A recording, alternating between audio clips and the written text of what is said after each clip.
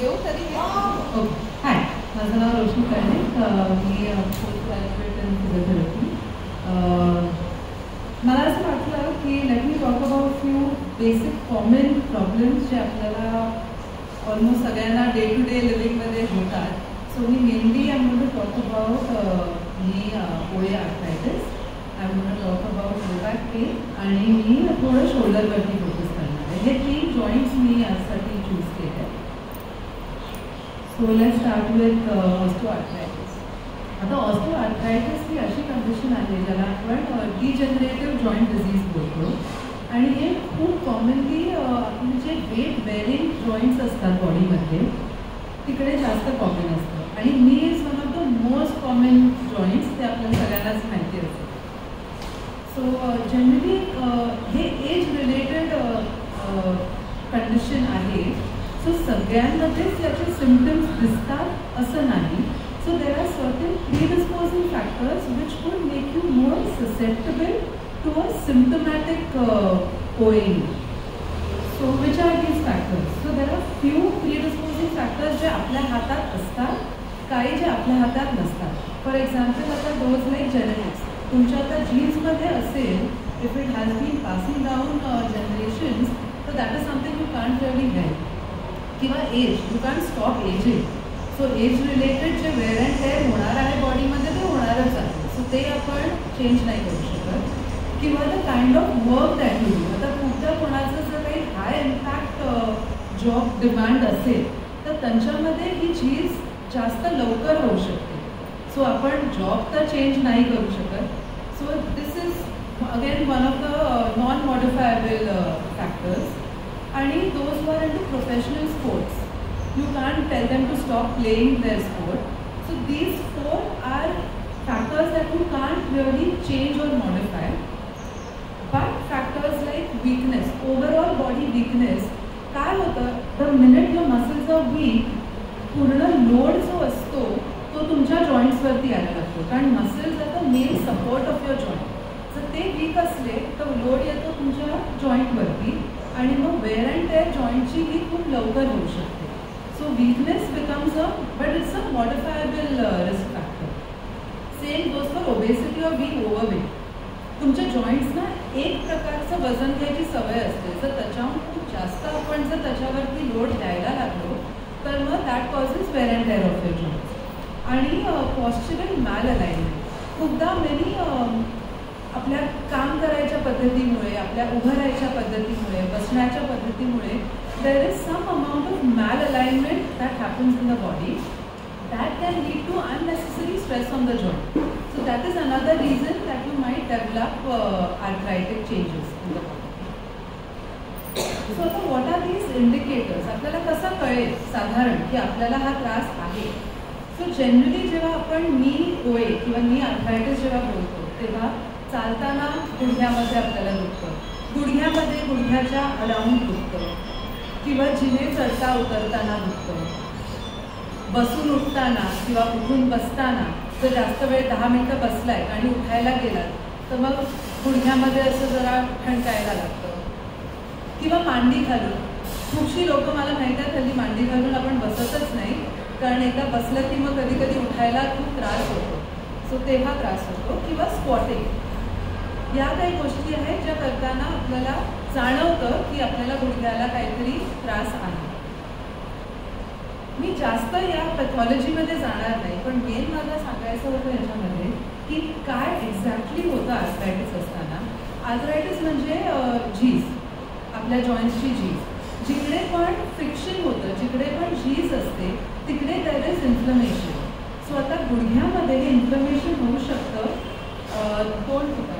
एक आहे, आता तो पहिलाचा तुम्ही डायग्राम बघितला तो आहे आपला थायचा मोठावाला बोन आणि खालचा आपला लेगचा बोन. त्या दोघांच्या मध्ये ही झीज होऊ शकते. दुसऱ्या ठिकाणी जिकडे होऊ शकते म्हणजे आपल्या हा जो आपला पटेला असतो, नी कॅप असते त्याच्या मागे. सो आर्थरायटिसमध्ये या 2 जागेवरती जास्त करून झीज होते. अजून जास्त होऊ शकते ती आतल्या बाजूला, कारण आपलं पूर्ण वजन जे येतं ते गुडघ्याच्या आतल्या बाजूने जातं. म्हणून जास्त करून आर्थरायटिसमध्ये आतल्या बाजूला गुडघ्याला त्रास होतो. सो बेसिकली इन्फ्लमेशन असतं, इन्फ्लमेशनमुळे तिकडे स्वेलिंग होऊ शकतं, त्याच्यामुळे पेन येतं. सो आता मी मेनली फिजिओथेरपीबद्दल बोलणार आहे याच्यामध्ये. फिजिओथेरपी आपण जेव्हा चालू करतो तेव्हा it could be in different stages of arthritis. Most of the times लोक ऑर्थोपेडिककडे जातात, गोळ्या घेतात, एकदा पेन कमी झालं की मग फिजिओथेरपी चालू करतात. पण जर समजा तुम्ही फिजिओथेरपिस्टकडे पहिले गेलात without taking any medicines, the first line of treatment is to bring the pain down. So आता how do we bring the pain down? One is ice किंवा warm water compression. Ice mainly आपण use करतो जेव्हा खूप जास्त inflammation किंवा swelling असतं, जेव्हा खूप अक्यूट असतं तुमचं पेन. आत्ताच गेले 1-2 दिवस झाले खूप जास्त पाय दुखतोय, पाय सुजलाय, अशा वेळेला आपण बर्फ प्रिफर करतो टू हीट. पण जर धावून आता खूप महिने झालेत, वर्ष झालेत, तर अशा वेळेला स्टिफनेस जास्त येतो. सो तिकडे आपण गरम जास्त मध्ये करतो. So depending on what stage you are at, you can either start with ice or warm water compressions. फिजिओथेरपीमध्ये बरेचसे मोडॅलिटीज असतात for pain relief.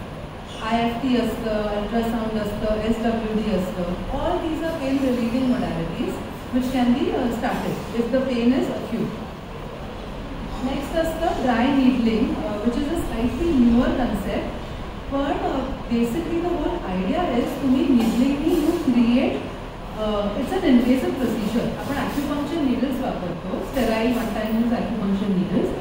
They are used at the site of pain, ज्याच्यामुळे तिकडे आपण मायक्रो ट्रॉमा इंड्यूस करतो, which helps to get the whole healing process started.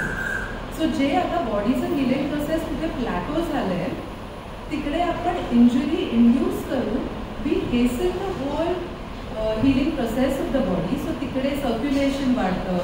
All that helps to remove the pain giving factors which are present in that area. So that is how your dry needling works. आणि dry needling compared to your modalities you require fewer sessions. Modalities खूपदा आपण आठवडा घेत राहतो. Needling generally 1-2 सेशन्समध्ये you get good amount of relief. किंवा you have joint mobilisation. ते we practise moving joints against each other. The whole idea ही आपल्याला त्या एरियामध्ये सर्क्युलेशन वाढवायचं असतं, ज्याच्याने आपलं हिलिंग इज फास्टर. किंवा that is taping. Taping helps to give support to the joint so that it reduces the load of the joint. So these are few ways you can reduce pain. एकदा pen reduce झालं की मग almost everything else comes side by side. Muscle strengthening पण येतं, stretching पण येतं आणि कार्डिओपल्मोनरी endurance training पण येतं. स्ट्रेंथनिंग मेन आपण का करतो in any condition? Muscles are the main support system of your joint. If they are weak, load comes on the joint. So if you start to strengthen the right set of muscles, it gives support to the joint. So म्हणून आपण strengthening चालू करतो. Stretching. खूपदा there is a lot of tightness आपल्यामध्ये, आपल्याला ते जाणवत नाही. Probably you have a sedentary lifestyle or आपण डे टू डे आपण त्या आपल्या सगळ्या हातापायांना आपण पूर्ण जेवढं पाहिजे तेवढं नेहमी आपण हलवत नाही. So there is some amount of tightness that develops in the muscle which causes unequal forces on the joint. काही मसल्स शॉर्ट असल्यामुळे ते बोनला एका जागी खेचतात, दुसरे मसल्स वीक होतात. सो बेसिकली आपल्याला स्ट्रेच करावं लागतं टू रिलीज टाईट मसल्स आणि स्ट्रेंथन करावं लागतं to strengthen your weak muscles. Cardiopulmonary endurance, this is for your overall fitness. समजा तुम्हाला जर तुमचं वेट रिड्यूस करायचं आहे किंवा overweight, you are facing arthritic changes because of your weight, cardiopulmonary endurance training becomes extremely essential. When it comes to specific नी ओए, आपण वॉकिंग जास्त आपण काय बोलतो, आपण बाहेर वॉकिंगला नाही देत. We try for slightly lesser impact activities like either your cycling, static cycle तरी आपण करू शकतो किंवा मग आपण स्विमिंग करू शकतो. जरी स्विमिंग नाही आलं तर तुम्ही पाण्यात चालू शकता. So these are few things that you can do for cardiopulmonary endurance training.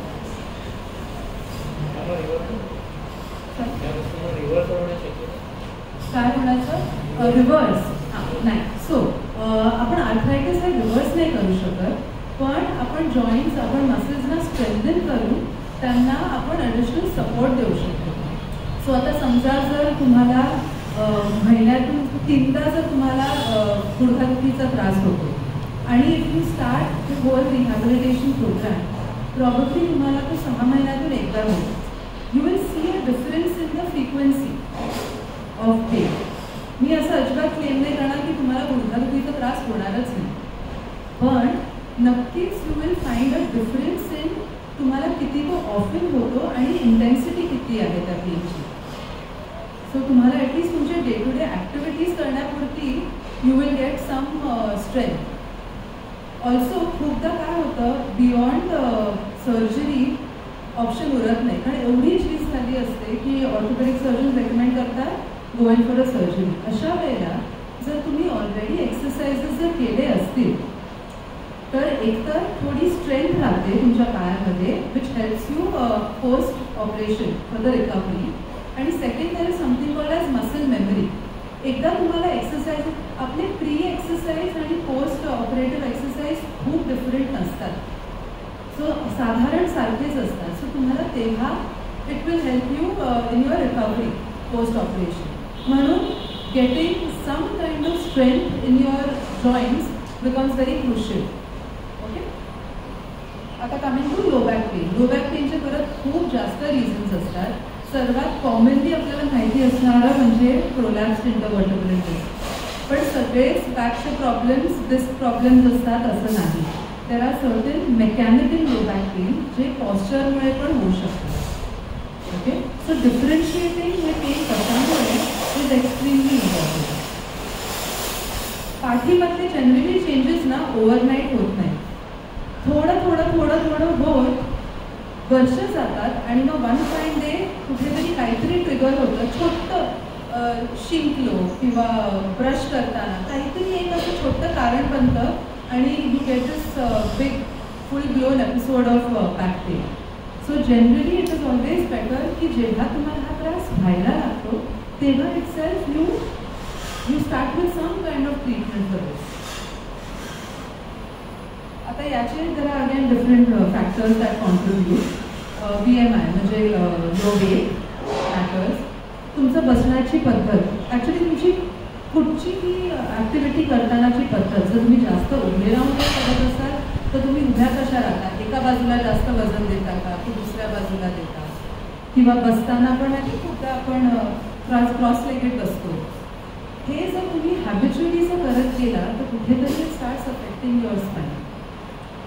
जास्त वजन उचलणं, घरी पण आपल्याला समजा रोज कुकर उचलून ठेवायचा आहे वरती, किंवा मी आजच कोणाला भेटले त्यांनी मायक्रोवेव्ह उचललेला. हां, सो ऑफकोर्स मायक्रोवेव्ह आणि आपण रोज नाही आपण उचलत, पण जर आज मायक्रोवेव्ह उचलला, उद्या मी कुकर उचलला, परवा मी बेड जरा हलवायला म्हणून बेड उचलला. जर हे कॉन्स्टंटली जर मी असं काही वजनाचं जर रॉंग पद्धतीने जर करत गेले तर अल्टिमेटली तसा लोड येणार आहे माझ्या पाठीवर आणि I will end up with some kind of back pain. और सेडेंटरी लाईफस्टाईल की माझी अजिबातच जास्त हालचाल नाही आहे. सो ओव्हरऑल माझ्या बॉडीमध्ये वीकनेस आहे. Maybe I am sitting in one place for a very long time, म्हणून माझ्या मसल्सना there is no break. So all these are certain predisposing factors that could lead to low back pain. ते indicators जास्त करून जे mechanical back pain असतं पॉस्चरमुळे होणारं हे जास्त एंड ऑफ द डेला होतं. वाईल तुमचं जे डिस्क रिलेटेड पेन असतं किंवा बाकी जे कंडिशन्स असतात हे खूपदा सकाळी होतात झोपून उठल्यावर, जेव्हा खूप जास्त स्टिफनेस असतो पाठीमध्ये.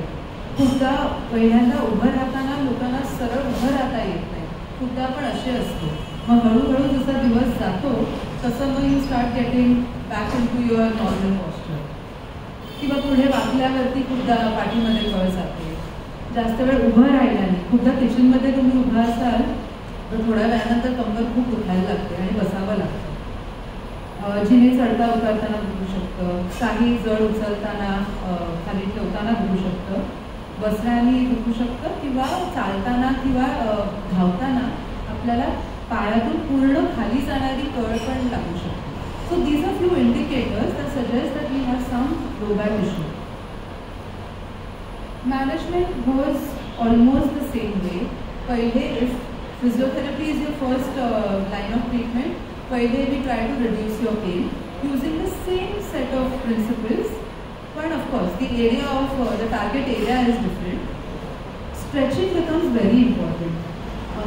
बॅकच्या गोष्टीमध्ये ना एक मला नुसतं सांगायचं तुम्हाला, जनरली ना back is the victim of either something going wrong somewhere else in the body.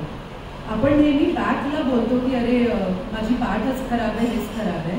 खूपदा अशा लोकांमध्ये it is your heap which is week which causes excessive loading of your back. तुमच्या बॅक मसल्सचं काम असतं तुम्हाला सरळ ठेवणं, तुमच्या हिप मसल्सचं काम असतं तुम्हाला ॲक्टिव्हिटी करणं. जेव्हा हे वीक होतात तेव्हा सगळा लोड, सगळा भार जातो आपल्या बॅकवरती to do the same set of movements which they are not equipped to do.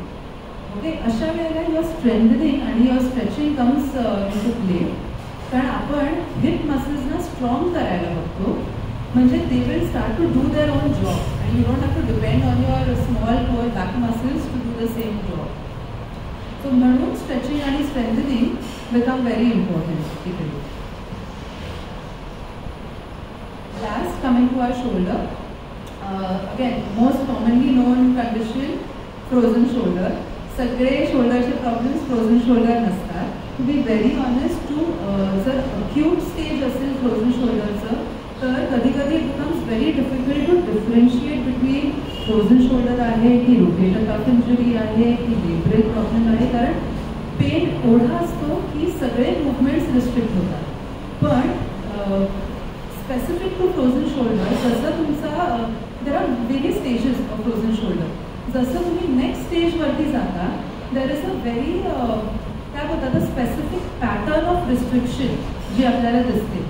He movement कठीण जाते, त्याच्यानंतर मग ही मूवमेंट कठीण जाते. सो हे काही बेसिक पॅटर्न आहे in frozen shoulder which makes it easier for us to diagnose की हे फ्रोझन शोल्डर आहे. नाहीतर सगळ्या अक्यूट कंडिशन्सना फ्रोझन शोल्डर असंच नाव टाकलं जातं. It's very important that you differentiate between all. हे एकच कंडिशन आहे जी ॲक्च्युअल जॉईंटला अफेक्ट नाही करत, पण अराउंड द जॉईंट जो आपला कॅप्सूल असतो which keeps the joint intact, हे this causes restriction in that joint capsule. म्हणून याला पेरी आर्थरायटिक शोल्डर पण बोलतात किंवा अधीसिव्ह कॅप्सुलायटिस बोलतात त्याला. याचे पण परत there are quite a few different factors. Age is a common factor throughout. Diabetes आणि थायरॉइड या दोन कंडिशन्स आहेत which are very closely linked to a frozen shoulder. They make you susceptible to frozen shoulder. का मला please नका विचारू, पण there is evidence that shows that these conditions are related to it. आणि any kind of trauma to your upper limb, could be your shoulder, could be your elbow. ज्याच्यामुळे आपण खूप जास्त वेळ शोल्डरला इमोबिलाइज ठेवावं लागतं. त्याच्यामुळे खूपदा लोकांना पुढे जाऊन इन फ्युचर फ्रोझन शोल्डर व्हायचे शक्यता असते.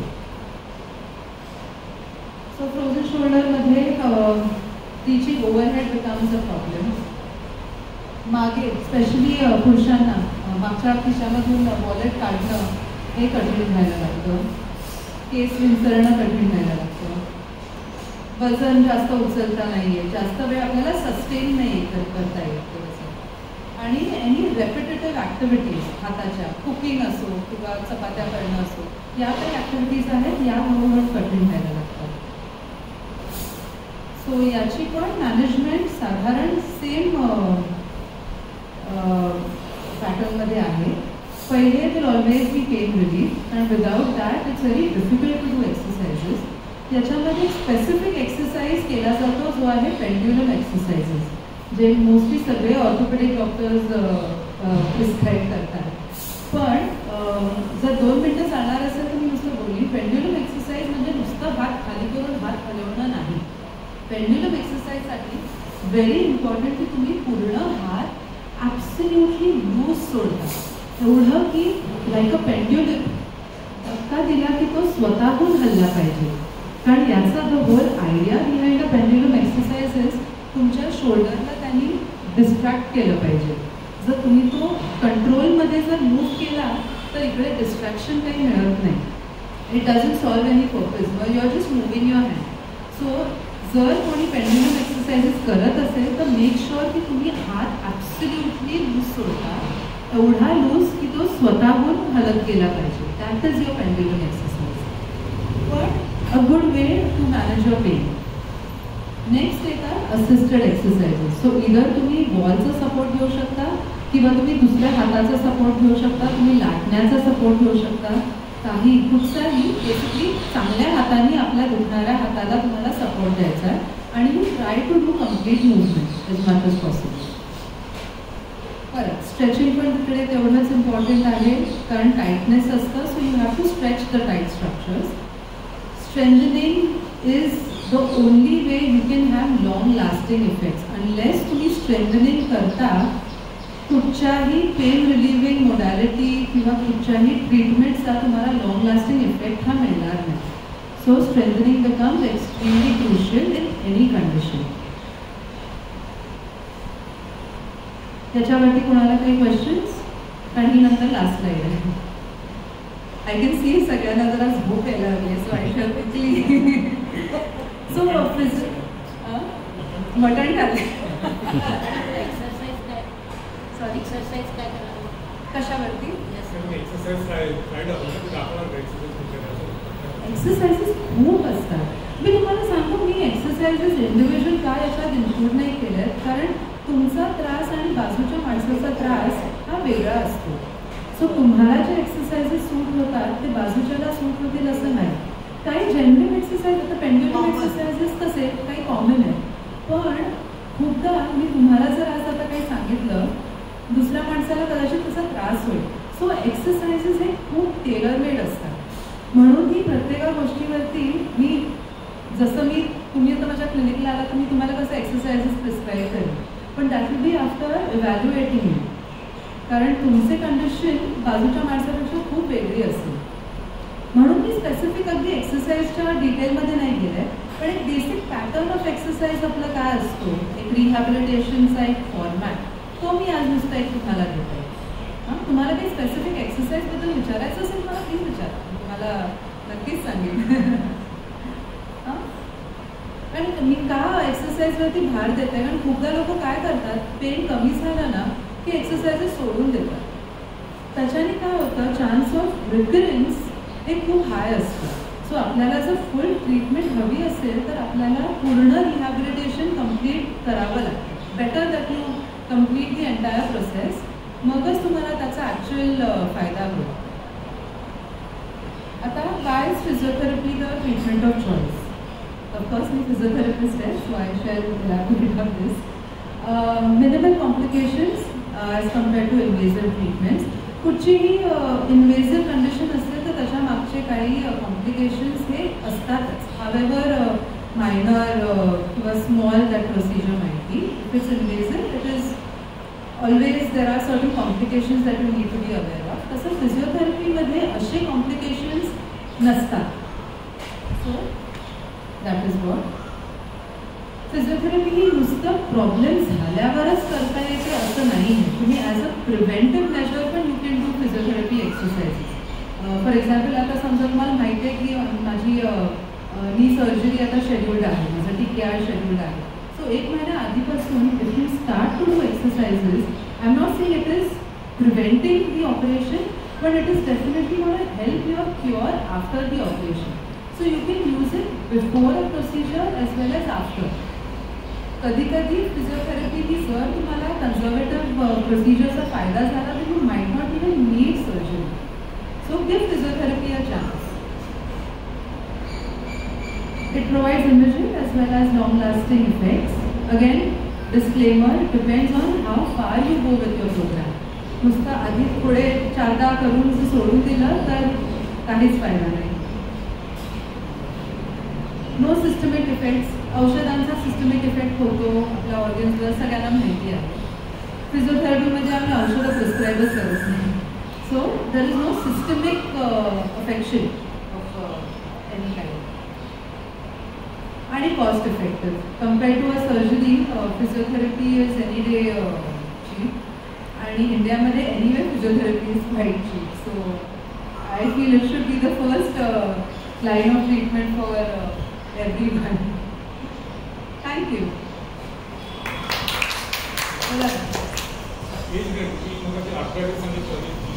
झाल्यामुळे होता. हा प्रश्न माझा स्पेसिफिक अशासाठी आहे की मी ज्या अभियानात आहे ना तिथे बरेचसे ओबेसिटी वगैरे हे होती व्हेरी लेट एजमध्ये हे करतात आणि मग ते आमच्याकडे पेशंट आला होता 105 किलो वजन होतं, 2 किलोमीटर पण चालता येत नाही. आम्ही जे त्यांना त्याचा सल्ला दिला त्याच्यानंतर त्यांचं 5 महिन्यात त्यांचं वजन 105 वरनं आता 70 झालं. ओके. त्याच्यामुळे काय झालं आहे की ते जास्त चालायला लागलं आणि एज ऑफ आता 58 त्याच्यामुळे आणखी वाढेल का त्रास असं. पण त्यांनी नाही त्याच्याबरोबर त्यांनी स्ट्रेंथनिंग पण केलं आहे का? एक्सरसाइज नंतर वॉकच आहे. हां. सो म्हणून एक्सरसाइज आणि स्ट्रेंथनिंग आपण हा स्ट्रेंथनिंगला किंवा स्ट्रेंथ ट्रेनिंगला आपण काही महत्त्व देत नाही. द स्ट्रॉंगर युअर मसल्स आहे. आता समजा त्यांनी वजन कमी केलं परत त्यांच्या गुडघ्याला सवय नाही आहे त्या कमी वजनाची, कारण वजन प्रॉब्ली त्यांचं जास्त होतं for many years to come. So कुठेतरी your body has compensated, your body has modified things according to that way. आता तुमचं वजन कमी झालं त्याच्यामुळे probably he might start walking, he might even start running. पण आता ते त्यांच्या बॉडीला ॲडजस्ट व्हायला it is going to take time. So अशा वेळेला if he is also strengthening along with just say walking or jogging, it will help him avoid any injury. मग नुसतं arthritis नाही, it could be any activity related injury. So weight आणि कसं it becomes काय बोलतात it's a predisposing factor. I am not saying की आता आज जर माझं वजन 100 आहे तर मला गुडघ्याचा त्रास होईलच किंवा झीज एक वेळ होईल पण ती दिसेलच असं माहीत नाही. But it becomes a predisposing factor and it would slow down your joints. So strengthening becomes the mainstay. त्याच्यानंतर नुसतं losing weight is not. It's a holistic combination.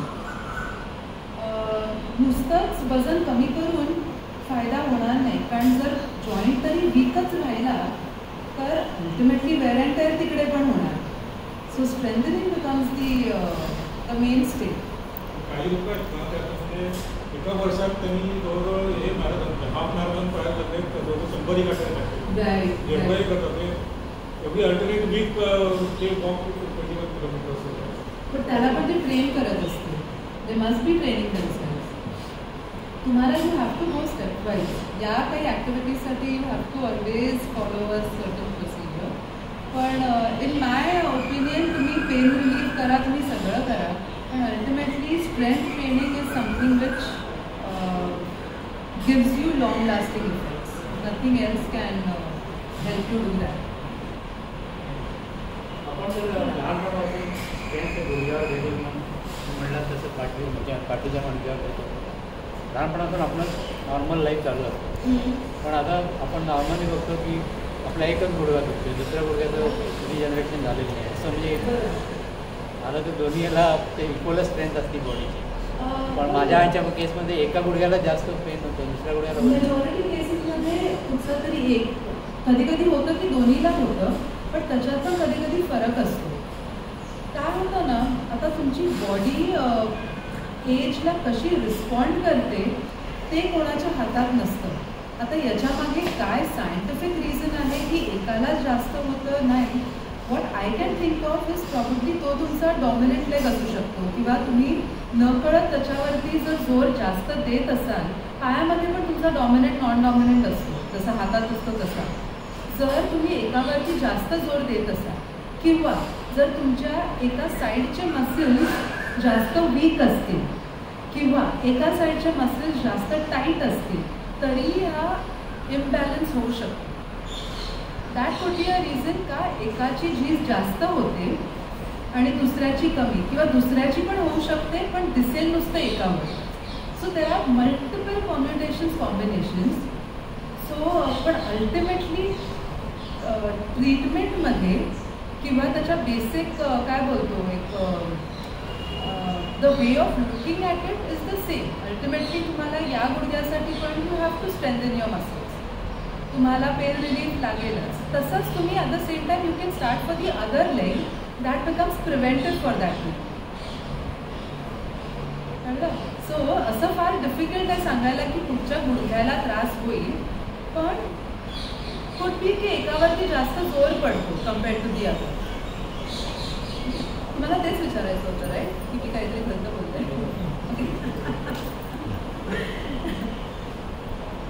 अजून कोणाला काही प्रश्न? नॉर्मली जे पेन किलर देतात, पेन किलर हे not solution. It effects a kidney, many other organs. Long run ते असं काही नाही की एक पेन किलर खाल्लं तर अँटी इन्फ्लेमेटरी द्यायची गरज आहे तिथं द्यावंच लागणार. जर तुमचं खूप आहे पेन, द्यावंच खूप लागणार. पेन आहे, pain relief becomes a first priority. कारण त्याच्याशिवाय तुम्हाला बाकी काहीच करता येणार. सो 3 डोस असे 5-7 वर्ष रोज खाल्लं तर किडनीला काहीतरी होईल. 2 वर्ष 3 वर्ष असं एक कोर्स 10 दिवसाचा 15 दिवसाचा खाऊन काय नाही. हां, म्हणजे रोज एक पेन किलर खाल्ली आणि I am managing my life आणि 5 वर्ष 7 वर्ष खाल्लं तर मग काय. That is not. So that is not the solution. Every medicine is a poison beyond a certain limit. कसं आहे? Right. म्हणजे that can't be the solution, the forever solution. That is where physiotherapy comes in. But strengthening is the most important thing. आता तुम्ही ते रनर्सचं म्हणता ना, running किंवा आता आम्ही स्क्वॉश करतो, तर गेम किंवा जी स्पोर्ट ॲक्टिव्हिटी असते ना ती एवढीशी असते. त्याच्याबरोबर बाकीचं एवढं झालं तर मग ती एवढी ॲक्टिव्हिटी तुम्ही इंटेन्स करू शकता आणि ते करून सुद्धा राहायला लागतं. नाही होतं. See beyond the point nothing is की याच्याने काही होणारच नाही असं काहीच नसतं. पण there are certain ways you can try ज्याच्याने आपण मिनिमाइज करू शकतो डॅमेज. मी असं नाही बोलत आहे की फिजिओथेरपी केल्याने तुम्हाला आर्थरायटिस होणारच नाही. म्हणजे that should be very wrong of me to make such claims. पण प्रॉब्ली तुम्ही जर स्ट्रेंथन केलं, if you have that kind of strength in your muscles, तर प्रॉब्ली तुम्हाला तेवढं इंटेन्स त्रास होणार नाही. So it's a what you say, it's a balance basically. It's about finding the right balance. Balance आणि तुमचं लागतं. Okay, thank you.